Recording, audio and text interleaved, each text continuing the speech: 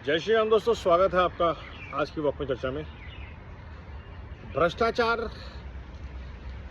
के क्या नतीजे होते हैं, खासतौर पर जब उसमें जातिवाद का रंग घोल दिया जाए। यह हरियाणा भुगत रहा है। 2 पुलिस अफसरों ने, एक आईपीएस ऑफिसर जिनकी धर्मपत्नी आईएएस हैं, जिनके बहनोई एमएलए हैं, ने आत्महत्या करी। भ्रष्टाचार के इल्ज़ामों में लिप्त थे और भ्रष्टाचार के इल्ज़ाम लगाकर, और उनके जांच में एक एएसआई थे, उन्होंने आत्महत्या करी भ्रष्टाचार के इल्ज़ाम लगाकर। इन पर भ्रष्टाचार का इल्ज़ाम नहीं था। तो एटलीस्ट कुछ तो शर्म बाकी है पुलिस फ्रेटर्निटी में। लेकिन आप ये सोचिए, जब पुलिस में ही भ्रष्टाचार और जातिवाद घुस गया तो बचा क्या? तो ये जातिवाद का बीज है, ये इतना गहरा बो दिया गया है कि ब्यूरोक्रेट्स से लेकर के, पॉलिटिशियन से लेकर के, आईपीएस ऑफिसर से लेकर के टॉप इंडिया, जिनको जातिवाद की गरज से निकालना था रिजर्वेशन के थ्रू, वो इसके पूरक बन गए हैं, भक्षक बन गए हैं, एक्सप्लॉयटेटर्स बन गए हैं। और ये सबसे बड़ी विडंबना है। अगर आज एक पढ़ा लिखा आईएएस, आईपीएस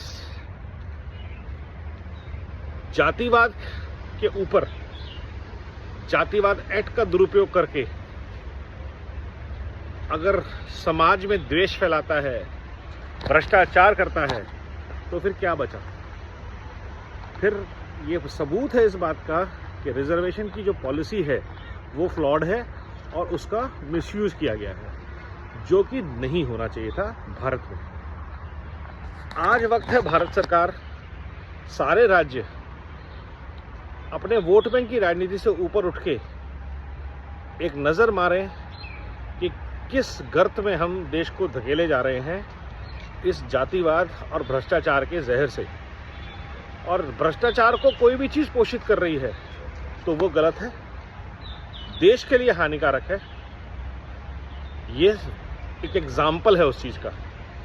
पुलिस व्यवस्था अंदर से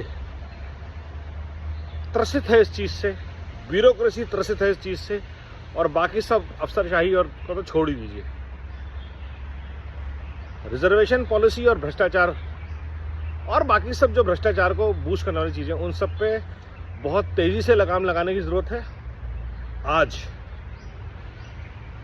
और ये एक एग्जाम्पल सामने आया है। ऐसे कई किस्से, ऐसी कई कहानियां आज भारत के हर कोने में हैं। कुछ भी कहने पे लोगों के ऊपर, साधारण लोगों के ऊपर SC ST एक्ट लगा दिया जाता है और मिसयूज किया जा रहा है, जिसे हम कहते हैं weaponising of policies, weaponising of tools.